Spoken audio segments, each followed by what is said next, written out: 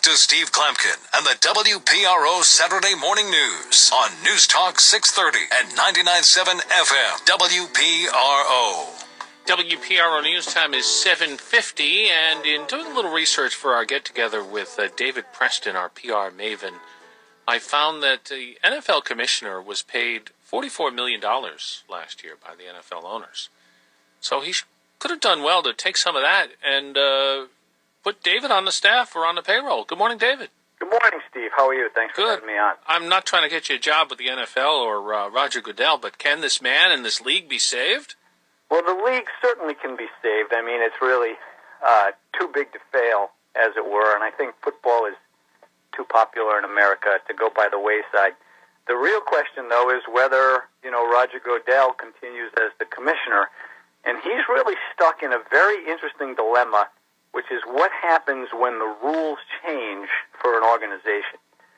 Prior to the Ray Rice video, the rules in the NFL on domestic violence and for other legal infractions, except for being indicted for murder, obviously, for other legal infractions was a slap on the wrist and you move on. And in fact, their harshest penalties were for folks that violated their substance abuse policy. There was practically no rules for anything. Changed the rules, and the league has been caught flat-footed.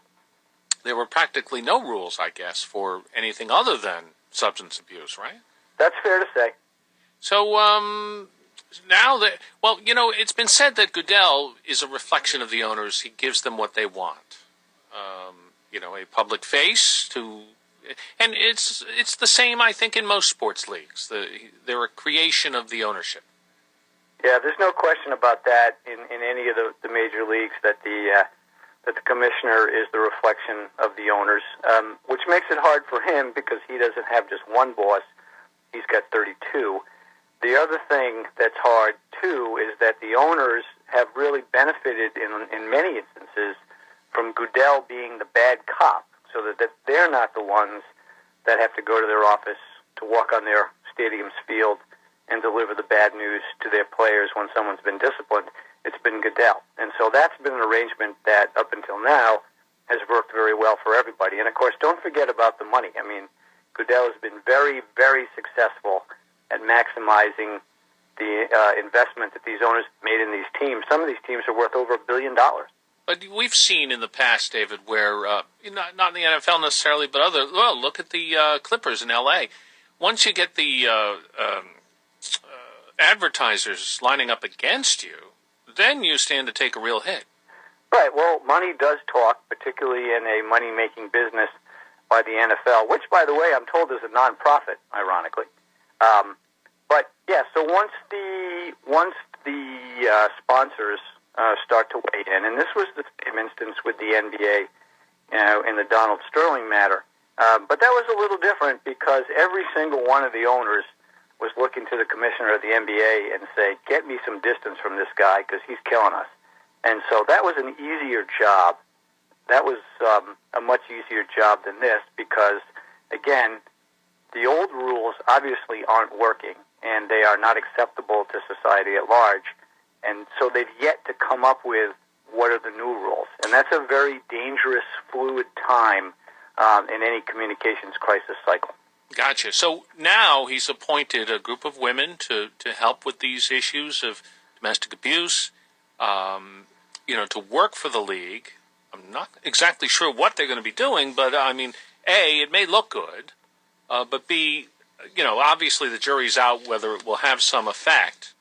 So fair to say that he's started to get on the right foot, or maybe the jury's still out? Well, the jury is still out, and here is the key question for that jury, so to speak, and that is Goodell a credible messenger of the new rules, having lived by and abided by the old rules for so long? That is the question. All right, we'll see. How are things otherwise, Dave? Things are great. I'm seeing a real uptick in the Rhode Island economy. I think people are a lot more confident than they were a couple of years ago. I'm seeing a lot of investment. Obviously one of our big clients is the Quonset Business Park, And we are fast approaching having 10,000 jobs down there. I expect we'll probably have an announcement on that in the next 6 months. So I'm bullish on Rhode Island. All right, that's great. And always good talking with you. And I appreciate your sharing some of your wisdom with us as far as the PR foibles here in the NFL. And boy, it looks as though we're having no shortage of people who are stepping in it these days. Well, that is true, but things can always be fixed. All right, great. David Preston, thanks so much. Thanks, Steve.